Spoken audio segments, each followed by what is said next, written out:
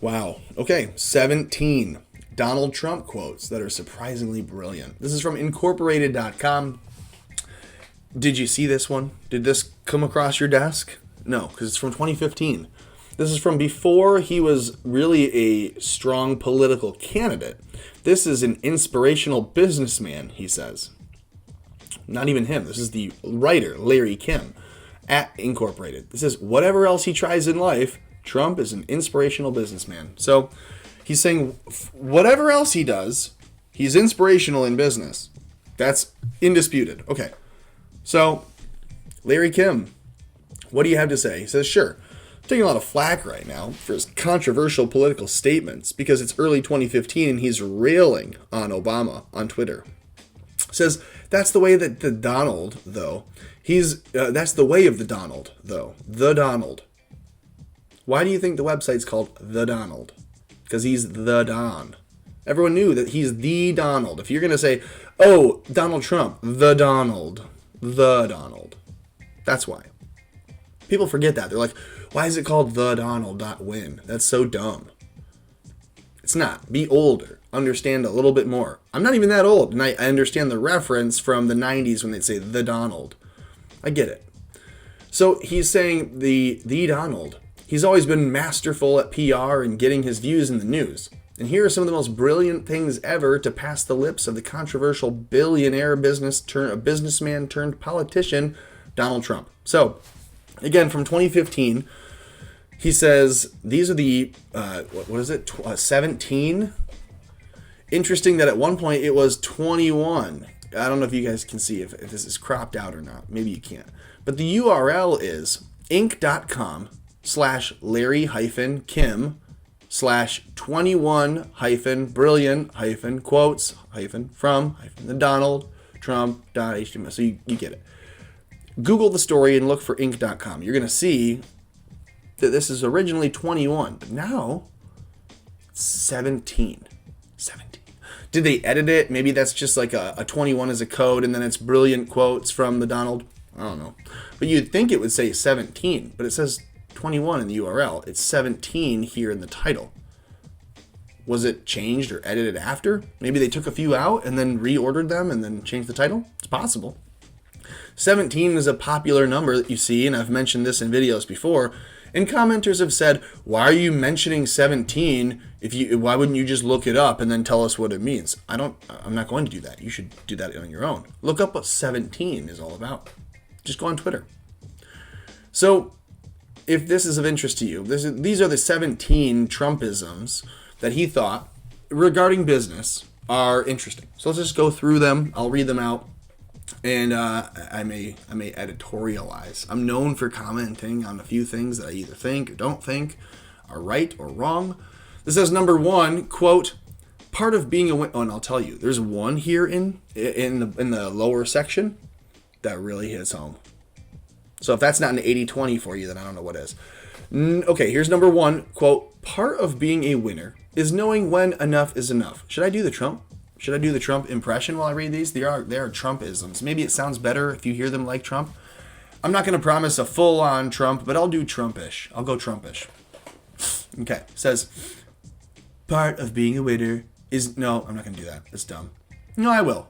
Part of being a winner is knowing when enough is enough. Sometimes you have to give up the fight and walk away and move on to something that's more productive.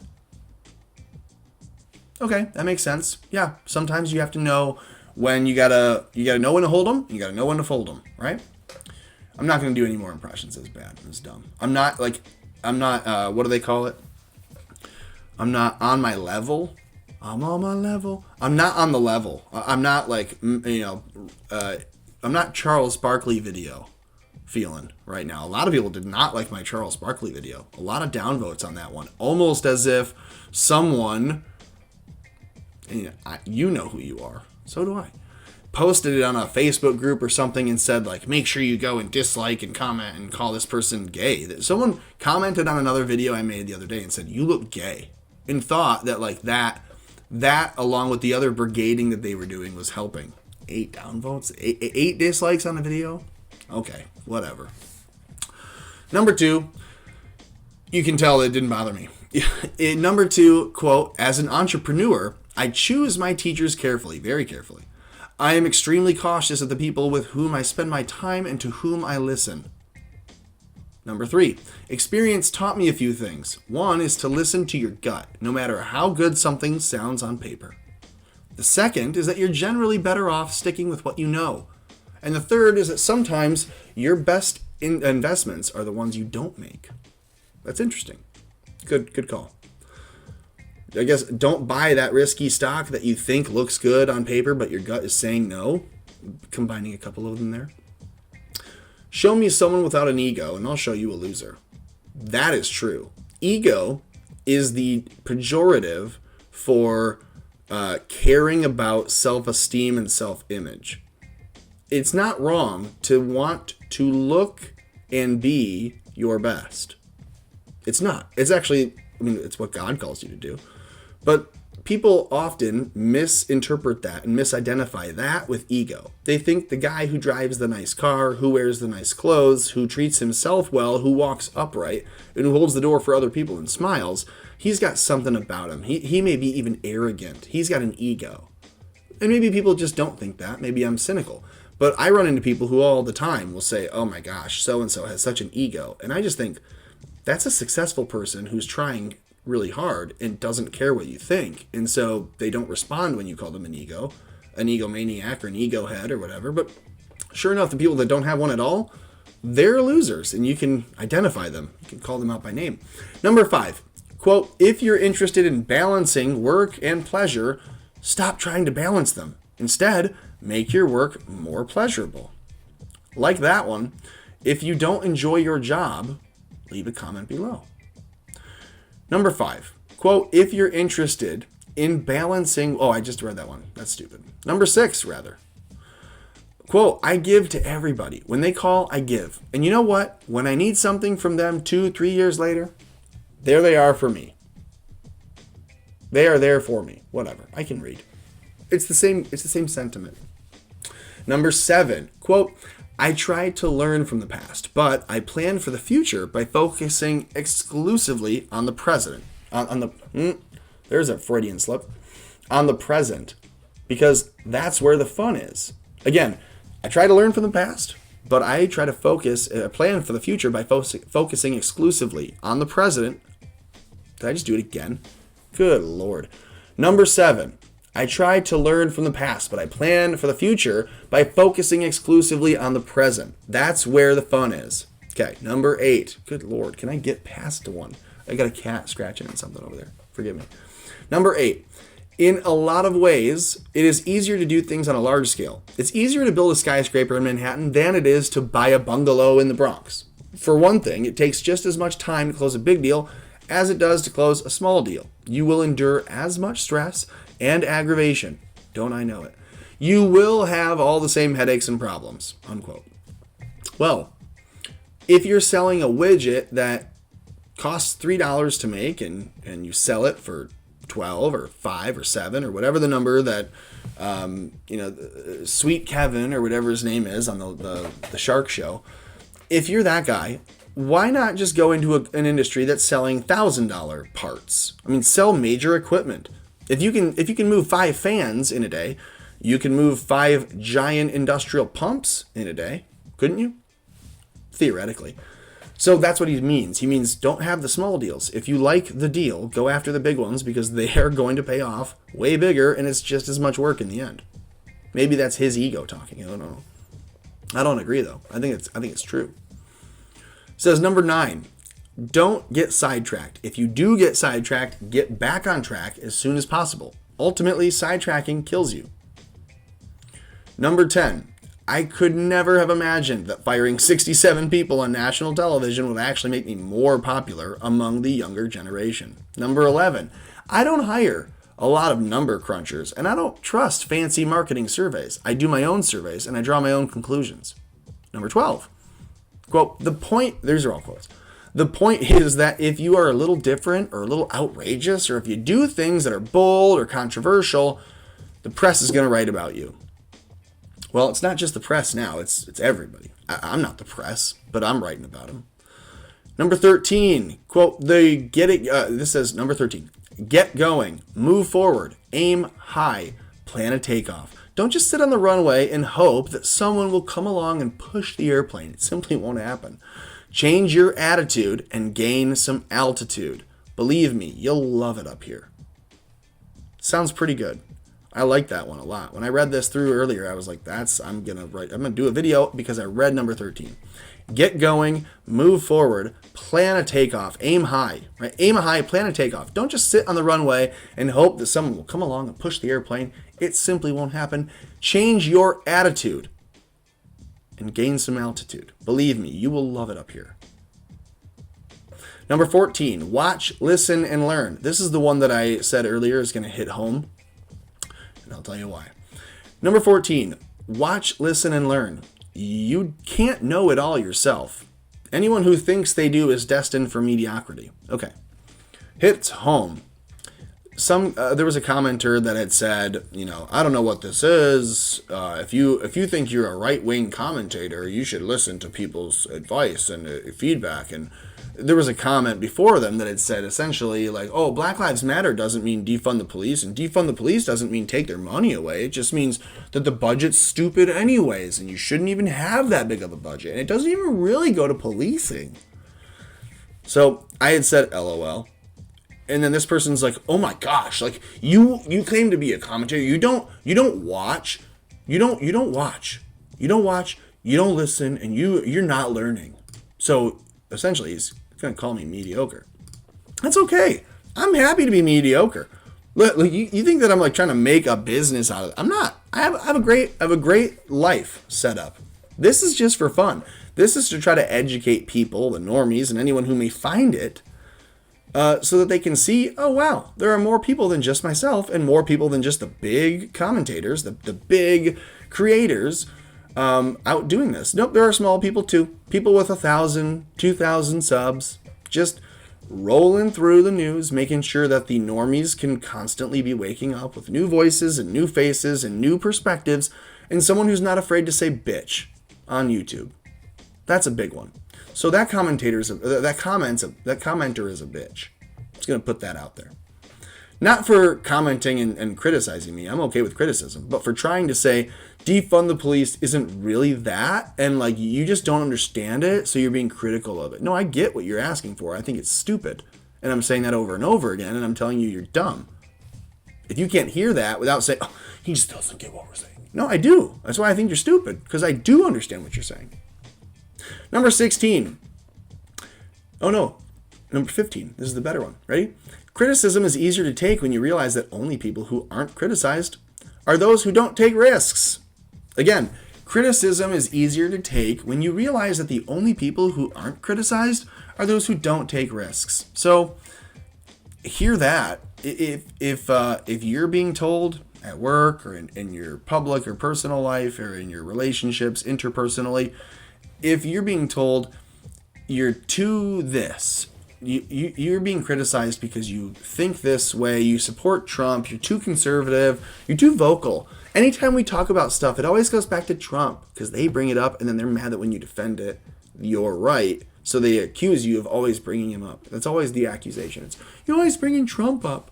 You just brought in mail-in voting and how Biden was supposed to be the winner. And all I said was, mail-in voting is full and wrought with fraud. And you're like, you just like Trump. You're racist. And that's what happens, truthfully. So criticism is easier to take, excuse me, when you realize the only people who don't get criticized are the people who are not taking risks. If you would take a risk, you may be criticized. If you take multiple risks, if you're a person who says, I live my life knowing that risks are to be taken when they are judged and weighed. That's all that life is. If you make a decision, you're risking losing the other choice you didn't make. So that's an opportunity cost. That's a risk. That's a loss. It's a guaranteed loss no matter what you do because you're not doing another thing. So the 17th and the biggest, 16th. Hang on. Woo, almost missed one.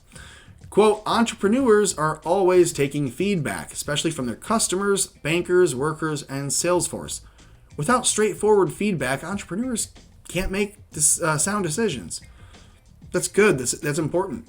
Don't really know what he's getting at. He's just saying you need to give So if you're an entrepreneur, it means that you are out in business for yourself. And you are doing something that is not done by anyone else in a corporate capacity that you are a part of. You're doing it independently. You're an entrepreneur. You're in business for yourself. You're creating money around you, not working in a downstream from someone else's creation of money. That's a big, important fact for you to understand. If you work for a big, giant manufacturer and you sell a widget, then you need to understand that someone else owns that and you're in their downstream. Clearly, you know this. If you're working for an ESOP and you own part of it, that's better. If you are the person owning it, you're the entrepreneur. And so they're always taking feedback from the customers, from the bankers, from the workers, and the sales force. And without straightforward feedback, honest feedback, you can't make good decisions. That is important. But number 17 is a big one. This says, do not spend too much time planning or trying to anticipate and solve for problems before they happen. That is just another kind of excuse for procrastination. Until you start, you won't know where the problems will occur. You won't have the experience to solve them. Instead, get into action and solve the problems as they arise. This one is important because it is number 17. And, well, I don't want to make it that big. Number 17, kind of important. Let's just look at it. Let's focus on it. Do not spend too much time planning or trying to anticipate and solve for problems before they happen. It is just another kind of excuse for procrastination. Until you start, you won't know where the problems will occur. You won't have the experience to solve them, and instead, you get into action, you solve the problems as they arise. When 17 posts are made, and then the critics of the 17 posts say, oh, this is just it's not only a LARP, but it's a distraction so that more Trump supporters will, over time, become distracted from what is actually happening, and they will become believers and buyers into this conspiracy theory or set of conspiracies, and then predictions and posts and all these other things, to try to trap and trick people. That's what they believe it is. So when Trump is on the record in 2015 saying, don't spend a lot of time trying to plan and trying to anticipate and solve for problems before they have ever happened, that's an excuse for procrastination. That is an echo of that criticism. When people criticize the QAnon movement and they say, from the right, they say QAnon is a distraction. It's to get you away from the rallies and away from the polls because they want you on the computer becoming a troll so that you can get removed from it. So you won't have a Twitter, so you won't have a Facebook, because they want you offline. So they're going to make you more and more extreme with a dumb conspiracy theory, they say. And then you alienate yourself, you isolate yourself, you become away from the people that are most important to you in your life, regardless of politics. That's what they're telling you is happening. And instead, the reality is that set of understandings, is what I would call it, awakens you to the fact that some people in your life truly do not hold the values that you do. And you never knew that because you always smoothed over it with nice concrete pavement, public school sidewalks, and all the rest.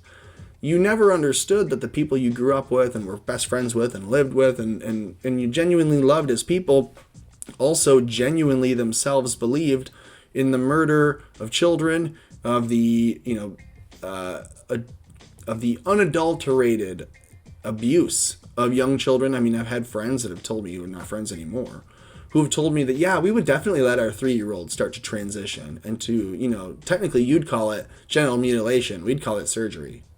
You can have a 3-year-old get... No surgeon's going to do that.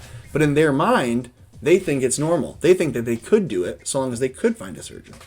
So, zooming back out, moral of the story on that one is, this isn't a radicalization movement, number 17, that is going to try to trick people into looking at conspiracy theories to procrastinate to get them away from the president. The president's already aware of the fact that if you spend too much time planning or trying to, 5D, 6D chess things, you end up just screwing yourself over. You need to be in the move, in the moment, in the flow, always acting based on what is happening around you, not to be reactive, but to just be active and to be more active and to be smarter and better than the rest of the people around you. So as they try to conspire around you, you've foreseen, because you know the kind of people they are, that they would do this. And so you've already insulated and protected yourself if you're the president of the United States at this point, because he wouldn't have gotten this far. George Soros said he'd have been gone before now. So that's not a weak voice either. Don't make, in your mind, don't make someone who's evil seem weak, because Joe Biden may be evil, but he's not weak. He's physically weak, but he's not influenceless. Hillary Clinton is evil. She's not weak. She has influence. You're hearing from it almost every day. Anyways, that's all I'm going to say. I've been on this long enough. Like the video if you did. If you didn't, that's okay. You can write a nasty comment and dislike it too. But if you do like the video, that would help. Share the video out. That's also helpful.